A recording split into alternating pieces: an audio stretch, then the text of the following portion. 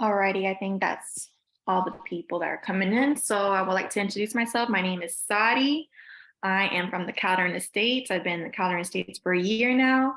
I usually work with for rent by owners. Before I was in the Calderon Estates, I usually was representing the tenant. So as you guys know, representing the tenants, you have to collect their bank statements, pay stubs, background credit, the whole nine. So using that information, I use that part as my pitch when I do call these for rent by owners.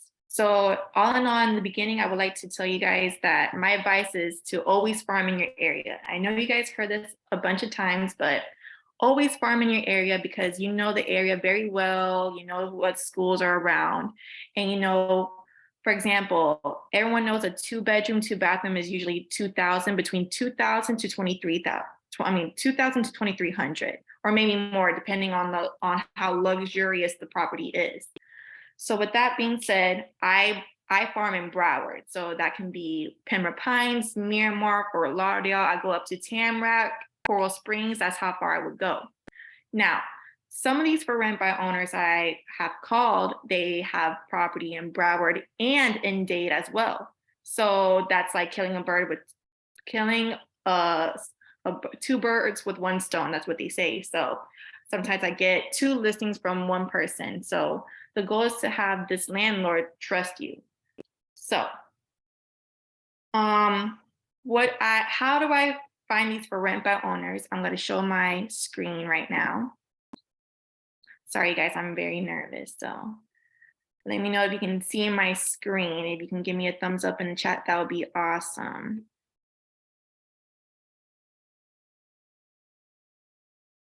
Okay, awesome. Okay, so I usually use Zillow or HotPads to find my clients. So I mean, I used to use Mojo. Mojo is the system where you can find these for rent by owners and you buy this list. But if you guys are on a tight budget, I suggest Zillow or HotPads. Okay. So for example, I wake up, I start my day at 10 o'clock in the morning, I start calling from 10 to 4, sometimes 5. If I haven't caught any for rent by owners, I keep going until I get one. My goal is to get a listing once a week. No, I try to get as many listings as I can, but the goal is once a week. If I don't get a signed listing by the end of the week, I'm a loser. So I had to double up by the next week. So that's how I function. So for example, I go on HotPads. Me personally, I would go on HotPads, right? I It's up to everyone how they would like to represent properties. I represent properties that are 2,000 and above because I just find the commission much more worth it. Please let me know if I'm talking too fast, and if you have any questions, please raise your hand. So, with that being said, I live in Miramar, so I look what's in Broward. So, for example,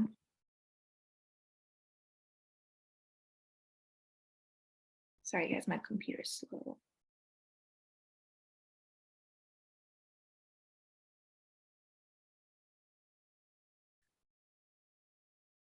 Okay. So, for example,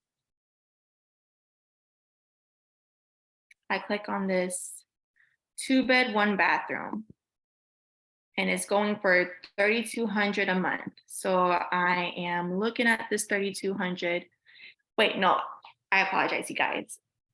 You guys need to know this. First, let's start from the beginning. When I go on HotPads, okay, let me reset the filters. If you guys never heard of HotPads is where these for rent by owners advertise their properties on. So for example, I would go ahead and no, I'm not gonna put a price. So I'm gonna put let's see, Pembroke Pines, okay? And it's gonna search Pembroke Pines. Okay. So my filters, you go to filters right here and you scroll down to, I look for at least 7 days because at that point they already been on the property, on the market. And then I would scroll down to for rent by owner, okay? So that's how I would filter this on my hot pads, and I click done. So then they will only show what's on the market for rent by owner. Okay, so for example, I see this 23 bedroom for 2,500, correct? So I scroll down, 3 bed, 1 bathroom. Listed 5 days ago, updated 4 days ago. So this is Luis Nunez. So as you can see, the property doesn't have an association. It looks like an independent property, but I still call and make sure. So I'm just gonna do a live call for you guys just to see how I would script this.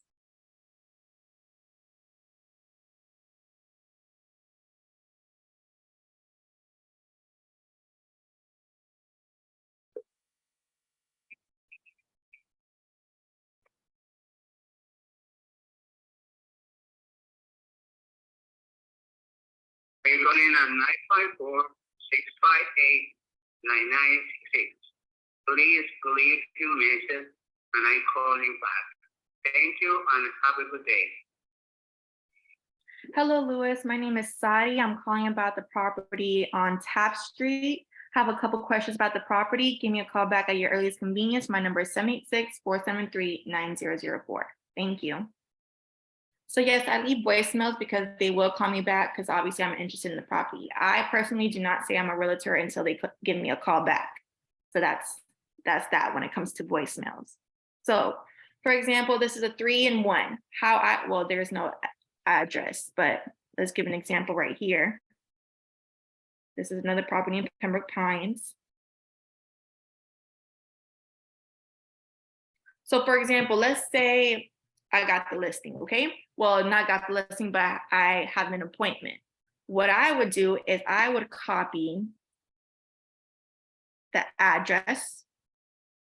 Then I would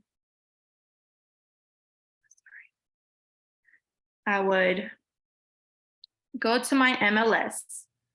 I would go to rentals and I would paste it right here, okay? And it would show up the address right here. So I see that this property is I believe is a 3-2.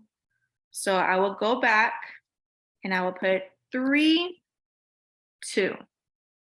What's active and what has been rented.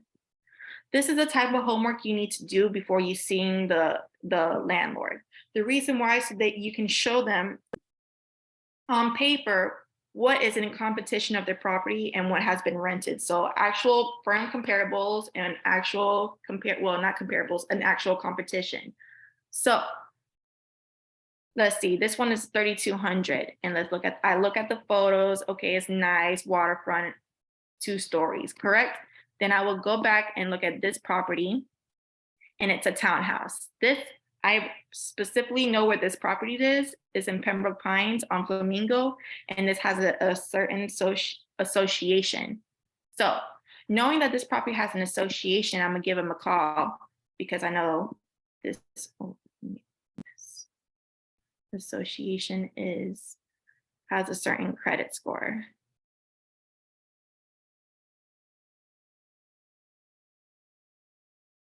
Ignacio. Okay, so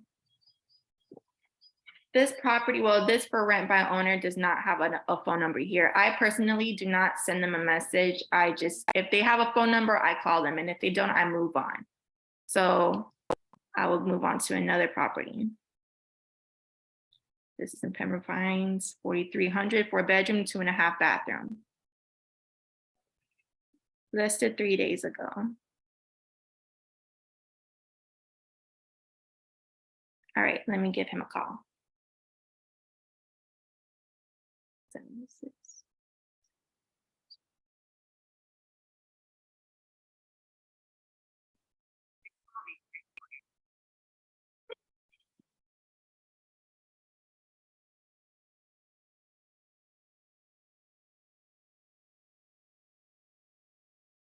Sí, buenas tardes. Hello, Herbert. Yes, Hi, Herbert. I'm calling about the property that's for rent on 1361 Northwest. yes. Is it still available? Excuse me for my English. It's My okay. English is not okay.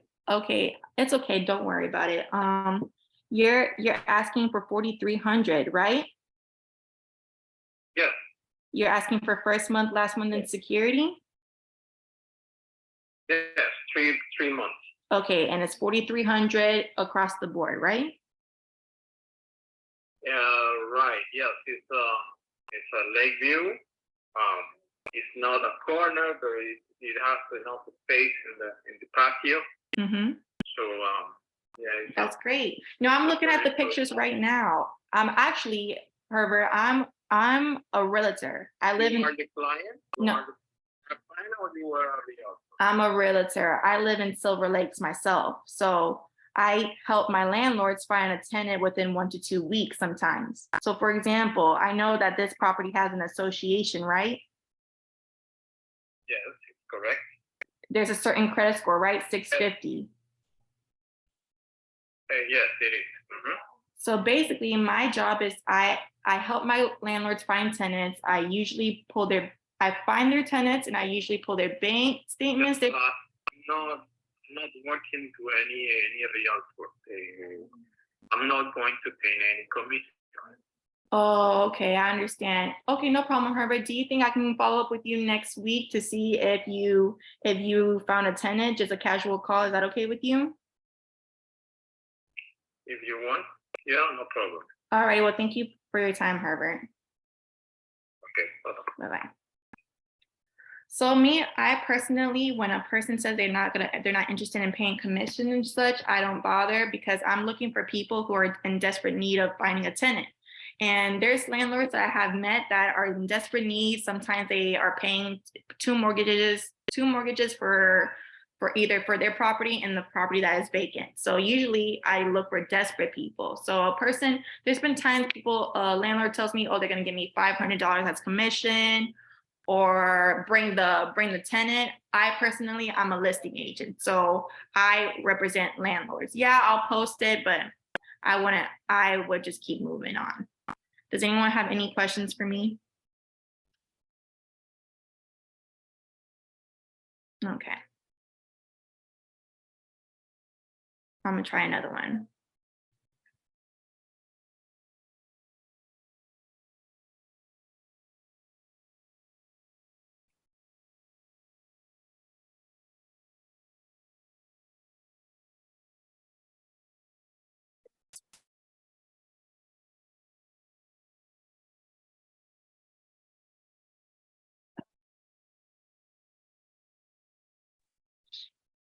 I'm sorry, I have a question real quick.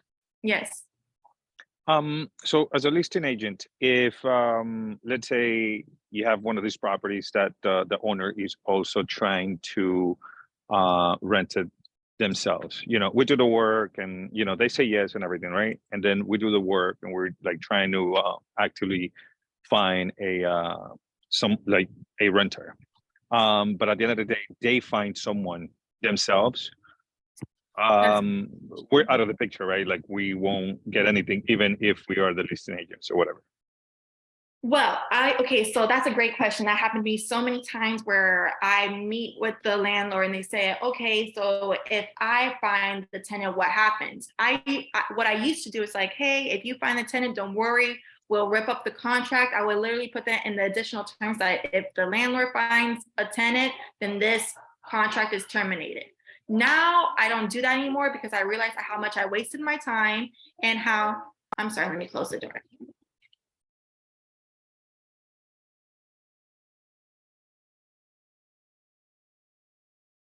Now I no longer do that because I realize I have wasted my time just going out there, taking photos of the property, putting in lot bars, putting it up. And what happens when you put it on the MLS, sometimes they find the owner's information. So most people want to go in contact directly to the owner. So when a landlord tells me that, I tell them transparently, like, this is my only form of making money, obviously. So what's fair is that if they find a tenant, they just direct them to me and I do all the paperwork, such as pulling the background, pulling the credit, pulling the bank statements, pay stubs, the whole nine, and making the lease. Or if they're like, oh, but they'll do all that, then I will charge them a certain fee. Some people will do 200, some people will do 500. That's a deal between you and the landlord that you guys come into an agreement, because making some money versus no money is better. So I used to just rip up the contract and I just wasted 2 weeks of my time, or sometimes I made that $200, or sometimes I make that half month's rent if they direct the tenants to me. Does Right. that Okay. answer the question? Yeah. Yeah. Obviously, yeah, because that's one of the things that I was thinking. It's like, all right, I mean, we do all this work and try to get them someone, but then, at the end of the day, they find someone or someone, contacts them directly, then we like kind of like stay with nothing, you know what I mean? But it makes sense that at least, have something in the contract that, $200, $300, $400, if they find someone, at least, whatever we did, it's paid for or whatever. Yeah, Okay. exactly. I tell them straight up, they have 3 options. Either 1, move forward with me and just wait till I find a tenant for them. 2, they find their tenant, direct them to me, and I do all the paperwork. Or 3, I just post it on the MLS and they find their own tenant, all that good stuff, but they pay a certain fee to me. So they have 3 options. I let them know in the very beginning. So that's a great question. Thank you for asking, because that has happened to me multiple times. Alrighty, Awesome. so Thank you. no problem. Now I'm gonna call this Cooper City property. Let's Dottie, see. Go I'm ahead. sorry, it's Julian. Can I ask you a question? Yes. Yeah, because I know that you've called, you mentioned earlier that you called for rent by owners that are desperate, and because they're paying 2 mortgages and one and not whatnot. Have you ever given them the idea if they're thinking of selling that property instead of just renting it out and always having an issue with rentals instead of cashing out on the property and getting that lump sum of money? Oh, I have, but the most people I came across is that they just bought the property, or it's an investment property, or this is something they want to give to their children, or they have a lump sum of a mortgage to pay.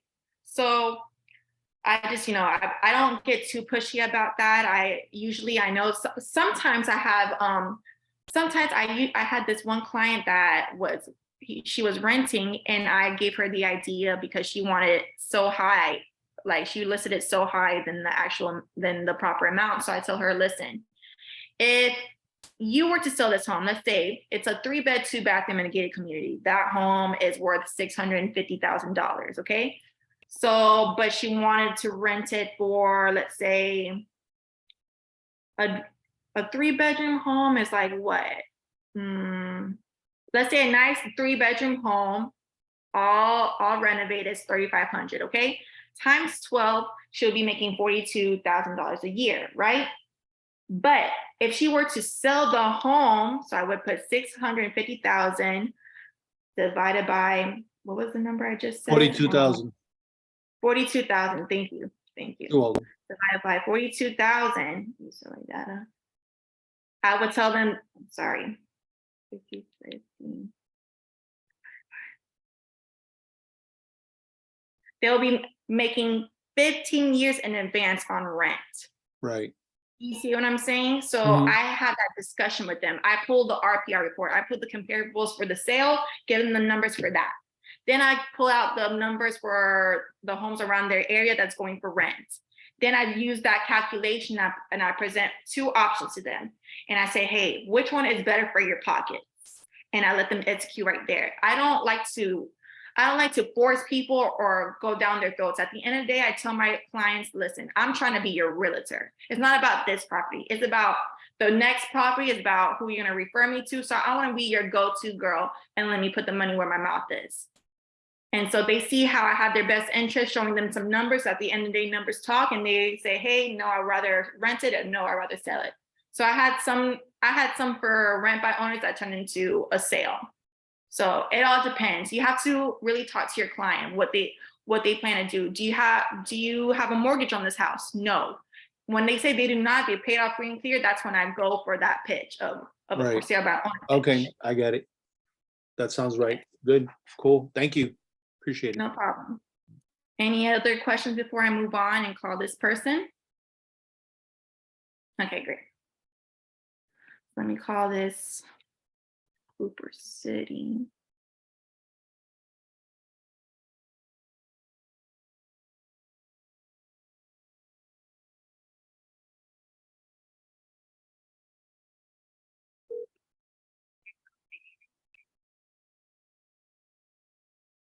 Hmm.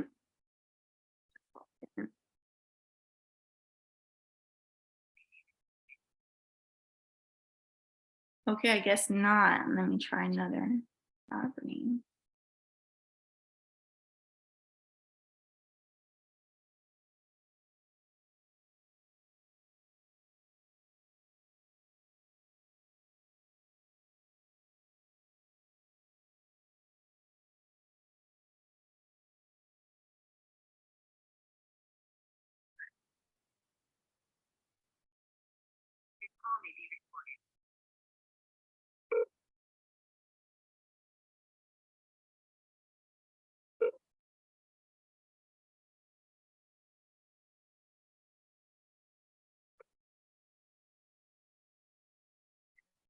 Five, 0, 1, 3, 5 is not available.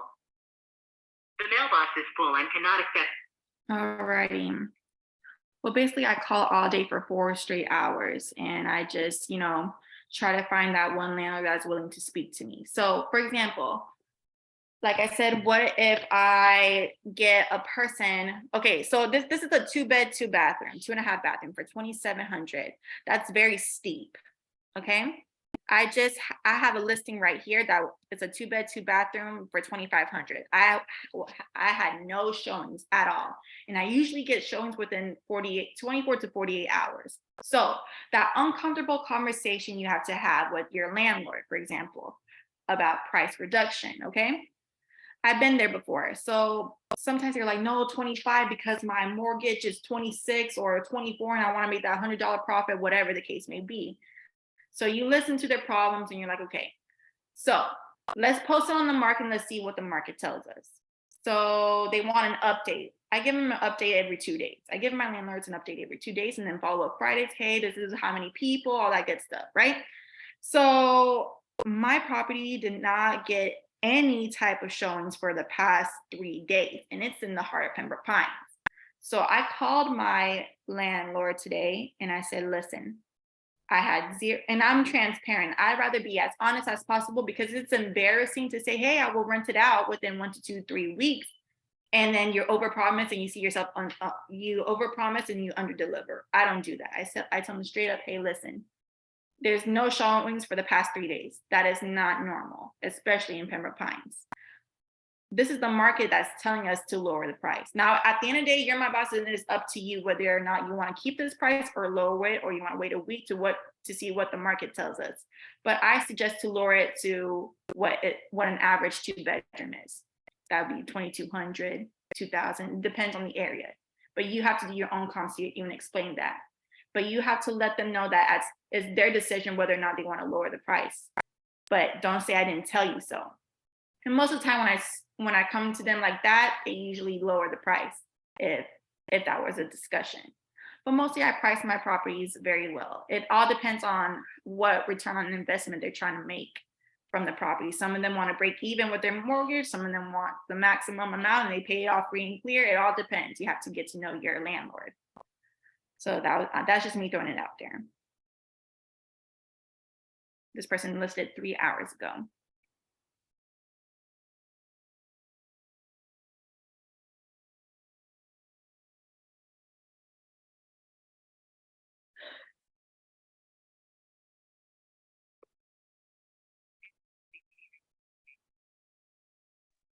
Sadi, I have one more question. Okay, wait till I finish. Okay, no, thank you. Hello? Hello, is this Doris? Yes, it's Doris. Hi, Doris. My name is Sadi. I'm calling about the property on Mulberry Lane. Oh, okay. I see you just Uh, posted it 3 hours ago. Is that correct? Just posted it. Let me get a pen right here. What's your name again, Dahlia? My name is Sadi. Oh, Gotti. Sadi. It's okay, like Saudi Arabia. Oh, Saudi, okay. Yes, it has 2 bedrooms, 2.5 baths. There's somebody living there right now. She's gonna move at the end of the month. Okay. It has a backyard. The fence has a key. Has a garage. It has a little clicker. The washer and dryer is in the garage. No, I see it's a lovely home. I'm looking at the pictures right now. Well, actually, Doris, I'm a real estate agent. And the reason why I'm calling is because I help my landlords find a tenant within 1 to 2, 3 weeks sometimes. And usually what I do is show the property on your behalf. I take professional pictures of the property. I put a lot box on there. I pull bank statements, pay stubs, credit, background, the whole nine on the tenant. So I usually get 2, 3 offers in my emails. So once I receive those offers, I forward them to you and you pick the very best offer and the very best tenant. So for example, you have 20, you're asking for 2,700, correct? Yes, First month, last month security, correct? yes. So sometimes there will be tenants that will offer 4 months in advance or 2 security deposits or 2,800. It all depends on the tenant. You would look at these offers and you will see their IDs and you see what they do, everything that's in depth about them. So you look at these 3 offers and you just pick which one is the best offer and which one is the best tenant. And that's where we execute. Is this something that you would entertain? I rented it the last time, like in a day actually. Oh, nice. I mean, it's Miramar, so Yeah, because and right now it's actually low compared to like the other places nearby. You know, a lot of places are 28, 29, 3,000. yeah. So I'm probably gonna rent it right away. The girl that's there is super nice, but she ran into some trouble with her business and stuff, so that's why she's leaving. But she's kept it up really nice and everything. And I mean, if you want, I'll take your number just in case I have any issues. Yeah, I mean, Doris, I want to be your plan B. Okay. Obviously, you just posted 3 hours ago. You just posted it. So yeah, take your time. You find your tenant. If you don't, within, because you should get this rented out within a week. This is on Palm and it's in Miramar. So it's very a desired location. I already know the location. So how about this? I call you in the week just to casually follow up with you and say, hey, did you find a tenant? And we go from there. Is that okay with you?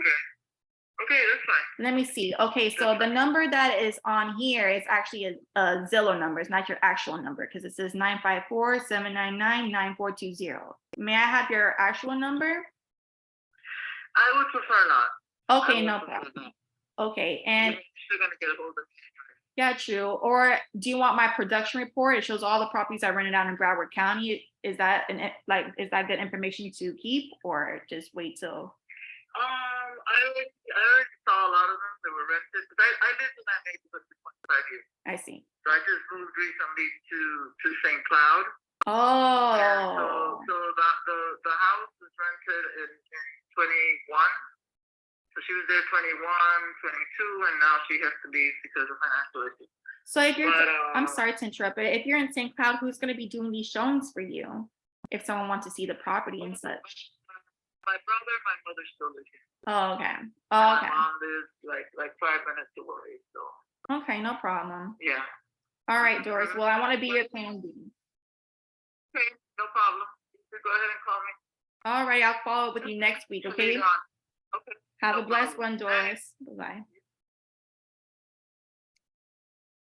So, I mean, she didn't want to give me her information, so I would save this into my CRM, but I would post that later. So I will follow up with her and say, hey, Doris, how's it going? Did you find a tenant yet? She's going to say no, or maybe. If she says no, I will say, hey, listen, Doris, I know I'm a stranger on the phone, but I would love to meet you in person to show you what I do in the back end for my landlords. And from then and there, you see how I am and how I do business, and you would decide whether or not you would like to do business with me. And then I will go from there.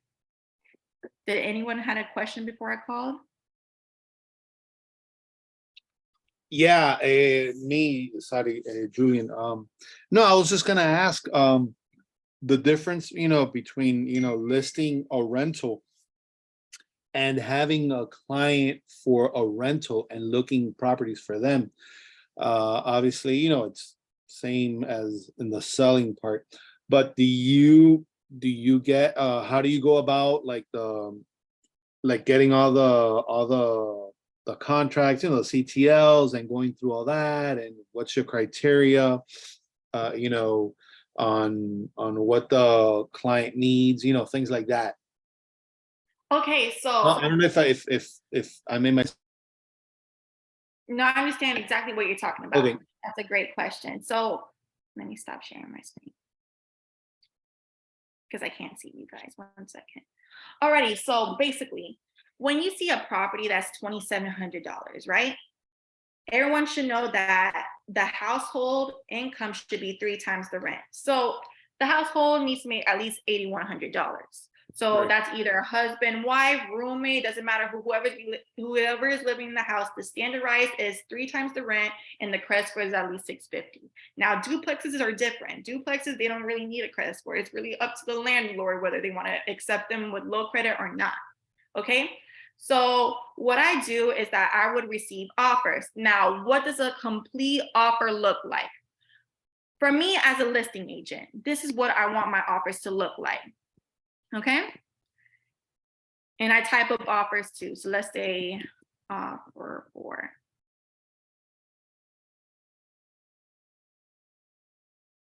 Let me see. All right, this is what I would love to see as a listing agent. You need to title, offer, and then the address, okay? Then you should write a short summary about what your client does. So, but since I'm the listing agent, this is what I'm looking for. I want a short summary of what the client does. Most of the time, agent just sends me information and no short summary.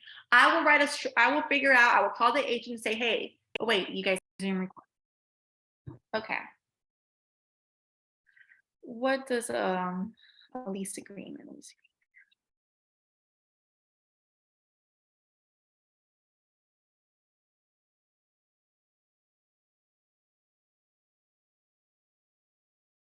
Oh, Sadi, at the same time, when you're looking there, if I could ask you a question, Yeah. because I get a lot of times clients that, for example, the lease, let's say the lease is $2,000, just to put a number, and they make a household income, let's say $7,000, right? A month. Mhm. But in their back statements at the end of the month, it shows an average of $1,000 or $500 or whatever.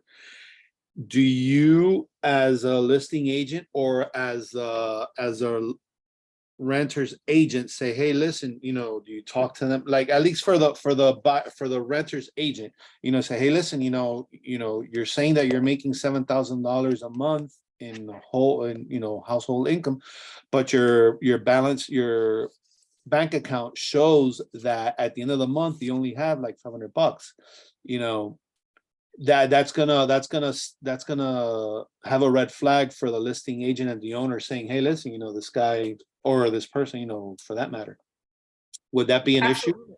And you have to. They need to prove. Yeah, I had people who get paid in cash. I get it. I totally get that because there's people that get paid on the table, whatever, but you need to show me proof that you have income, and they're like, oh, but why? And I just explained it to them. Imagine if you're in the landlord's shoes. You need to make sure these people have money in their bank. You can't go by word of mouth, and we live in Miami. So put yourself in the landlord's shoes. You want to know who's living in your house, whether you're a criminal, whether you have no money, you have money. Can you please help me help you? We need to show your financials, or have a job letter. You need to have a job letter saying you have this much and sign it off, and put their phone number on there so we can give them a call. Something on paper. Yeah, like like for that, where you just mentioned the letter for work, like an actual written letter with like their logo, company logo, and stuff. Correct. A job letter letterhead. saying that they made this in cash or Got it. whatever the case. Got it. Okay. The reason why I ask is because I had a client that, her mom worked, again, they were foreign nationals who just gotten here from another country. And she sent me like a Microsoft Word document stating, oh, I'm such and such owner of such and such place, and such person works here and they make such and such money. But it wasn't, there was no signature, whatever, it just said, if anything, and if any questions, give me a call. But I said, hey, listen, that's not going to work because it's a anybody could do that in Word. I think Of course, and handwritten. yeah, handwritten, or it can be in a document form and it has the logo and the sign. It needs to look legit. And you need to Correct. ask them themselves, would you as a landlord accept this? Because a lot of people know how to use Google Docs.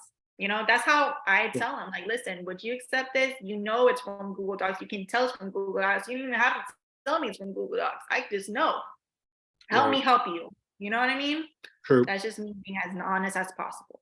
True. Thank you. No problem. This is a lease agreement. This is between the landlord and the agent, okay? My name is all over the first page. So basically saying that I'm not a lawyer, informing that she is not, basically this is it giving me it's basically letting the landlord know that I'm not a lawyer, just a realtor, just typing up this information. So I want to be held accountable for anything. Not anything, but like, for certain things that required like the law or whatever. I'm sorry, you guys. So for example, I created this document. So their lease started on the 15th, ends on the 14th of 2024. It has to be the day before the lease ends. Okay. The day before, a year and a day before the lease began. Okay. And it's 12 months. I put their name, I put the tenant's name, I put the landlord's information. Obviously the other agent needs to put the email and number of the tenant. That's their responsibility. All appliances, washers, the standard washer, dryer, stove, microwave, refrigerator, etc. Very self-explanatory. 2,900 each on the first day of each month. Okay. They will pay all the deposits, first, last, and security on the 15th. Okay. It was prorated, so they had to give me at least $1,450 on the day of, except instead they had to give me security last, and then a proration of $1,450. That's another story for a proration. This is standardized. A security deposit $2,900, rent in advance $29. A late charge of $100 for each lease payment more than 3 days. A bad check of $50. Sometimes it's $50 because it should not exceed $20 or 5% of the lease payment. That means of the whole year. Okay, so you can do that math. This is the lease payment must be sent to landlord's agent. I always cross up the agent. It's going to be sent to the landlord. So it's via check.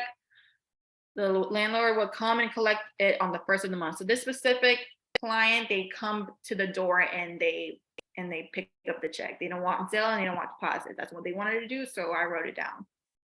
They signed. What else? So this part right here, it all depends. Okay.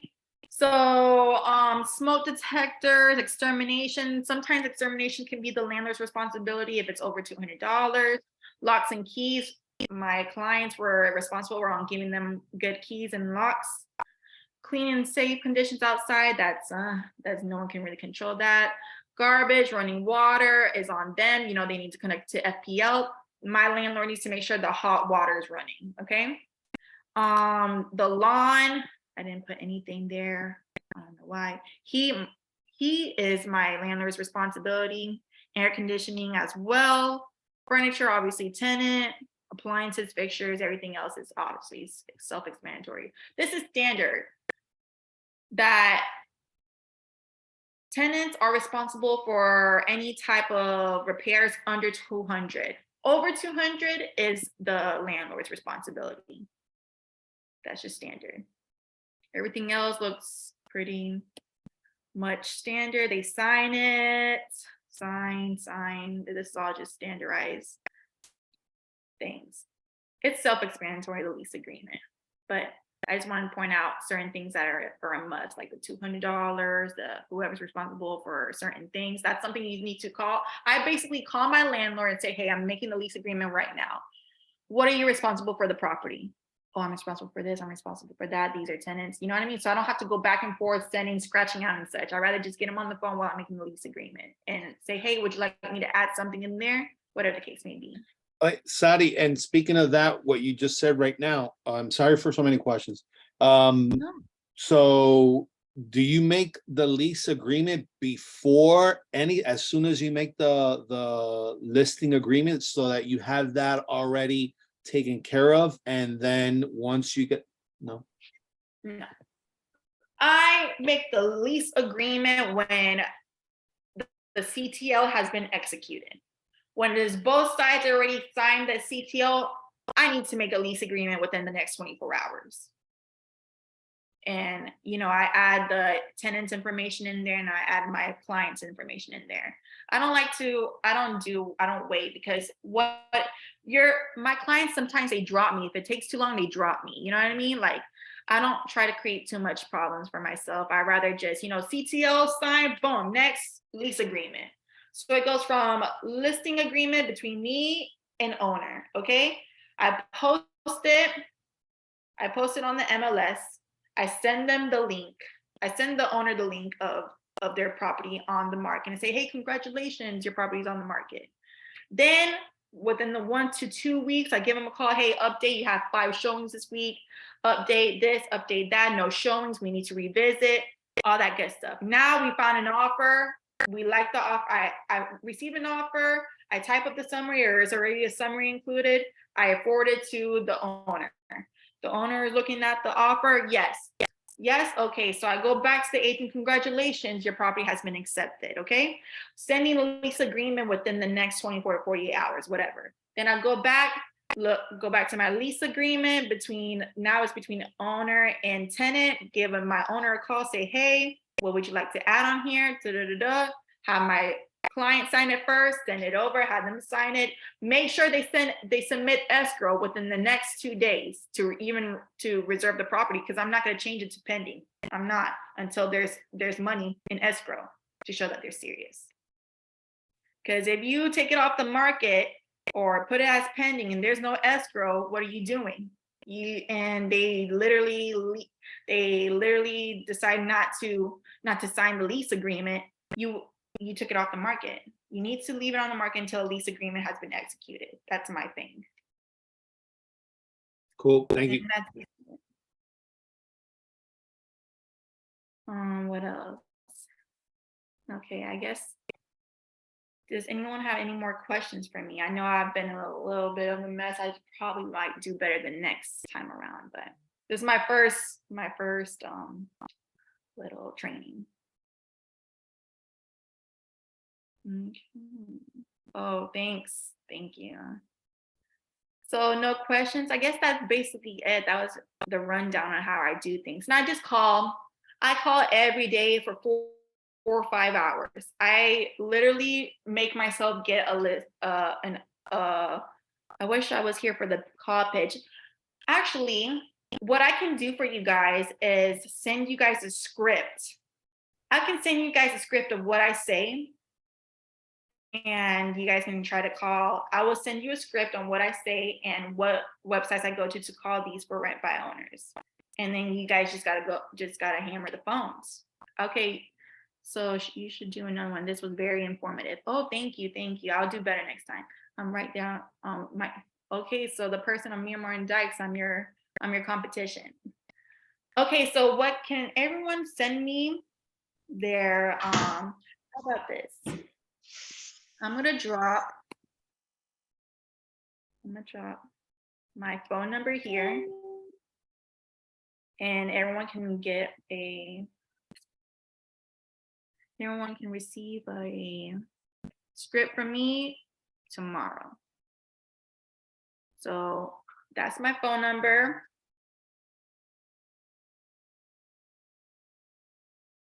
Let me take a picture. That's my phone number. This is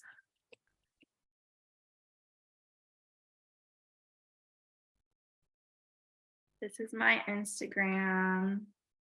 Do you sign an agreement with landlords when you take listings? Yes, I do. Oh, that's an old question. Absolutely you can. If a tenant wants minimal fix, I already read that. Okay, so that's my phone number. That's my Instagram. You guys can reach out to me. I will literally send you a script that I use. I already know it in the back of my head, so I don't really use it no more, but I can send you guys a script. It really works. Some girls on my team who just became real estate agents or just joined lifestyle, they never had a listing before. They got a listing within like 2-3 days or within that week or so. It's the confidence. It's the confidence. And I cannot stress this enough. Yeah, call me next week or whatever. Yeah, sure. I know you don't know me, but listen, I want to show you who I am. Let me meet up with you for 5 minutes. Just 5 minutes, you can decide whether or not you want to work with me. And if you don't, that's okay. It's just something casual, no obligation. That's how I speak. And they're like, okay, fine. I'm going to be at the property today. Come meet me at 3 o'clock. And you better be ready to meet them at 3 o'clock. Go for the close always. What's the word that they can say? No, call me next week. You're going to call them next week. So I guess that's basically it. Send me your information. You guys have my number. You guys have my Instagram. And whoever wants the scripts, just let me know. I have some of your emails already. So I hope you guys enjoyed this training. So yeah, Sadi, thank you. It was very, very informative. So you basically specializing into getting the listings, rental listing. This is your like farming area of real estate. So you don't hunt the potential sellers, you don't hunt the buyers, you just hunt the landlords, right? I mastered listing rentals. I still call for sale by owners because obviously if I master for rent by owners, I know I can master for sale by owners. But I have a couple of properties that's for sale. I actually have one for sale right now, but it's scary to call them because they send you to hell and all that stuff. But I'm practicing that muscle. But yes, I have mastered for rent by owners for sure. I get a rental listing a week. Wow, that's cool. So how long you have been doing real estate? For 2 years. I did not become a listing agent till, let's say March, April, May. I did not become a listing agent till May. And I just figured out it's just calling all the time. I just call them and, I just be myself. I'm more like I just speak like myself. I know I need to be much more professional, but I'm usually like, hey, listen, 2,700. Don't you think that's too much? You want to compare it to the other properties? You know what I mean? Like that's how. And they sometimes they're like, oh, wow, you're right. Or, you know what I mean? So. Yeah, thank you. It was very cool. Thank you. No problem. Okay, you guys. Well, that's the end of my training. I appreciate you guys for your patience with me. I'll do better next time. Okay.